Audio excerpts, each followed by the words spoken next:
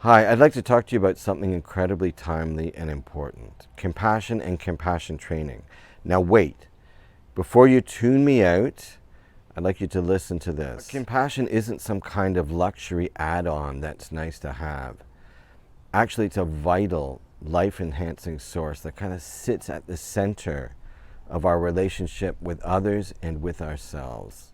Being more compassionate to ourselves enriches us by making us more emotionally resilient, empowering us, giving us agency to really act in ways that help solve our own personal problems. Being compassionate towards others really profoundly affects them. In that sense, it's about community, it's about connection, and really it's about survival in these really challenging times that we're all living through. Now, this is something I think many of us find hard to believe, but something that's really wonderful about compassion is that it's innate. It's not just the territory of a few really kind of special people. It's something that all human beings are born with. And it's something that we can learn how to get in touch with, how to foster, and then really how to use on ourselves, on others when we choose to do so. And this skill set is incredibly helpful to us. And I think really now more than ever, it's a skill that can help us navigate through the challenges that life is throwing our way as individuals, but also collectively. Now, another incredible thing about compassion is that it's multi-purpose in a sense.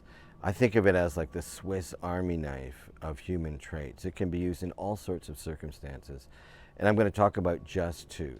So one way that compassion can help us in this moment is helping us deal with our concerns about the warming climate. So in Canada, we've just gone through a really harsh fire season. It's still actually ongoing. So there's still fires going on in different places in this country.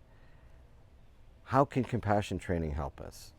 When it comes to climate change, self-compassion can be really very helpful because, first of all, it fosters a kind of emotional resilience. That's the first thing that self-kindness always does. The second thing is it empowers us in a way. It empowers us to be able to take actions in our lives, even small ones, that are more eco-friendly. And it really gives us a sense that maybe there is something that we can do. So that's self-compassion. Compassion for others in this context, though, is also incredibly useful because if we base it on a sense of common humanity, which is what we do in compassion training, we recognize the humanity that we share with others. And that way we don't feel alone in this, crisis that we're going through.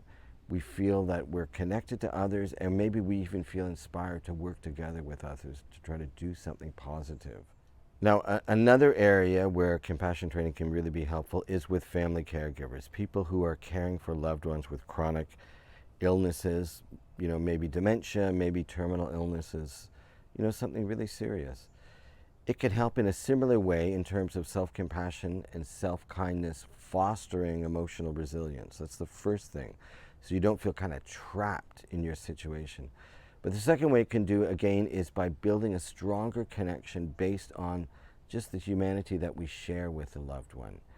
And it can turn what is really, often really emotionally draining and difficult situation into something that's ultimately really deeply meaningful. So whether we're talking about our concerns around the warming climate or whether we're talking about private concerns we have maybe with helping family members, whether we're talking about all sorts of other things that we're facing, all the other stresses that we have in this really difficult world that we're living in, this world that seems to get more difficult all the time. Compassion and compassion training can be a real game changer for you. And I've seen that with many, many, many students that I've taught. It can give you a deeper sense of purpose in your life, a greater sense of calm, and a greater sense of control.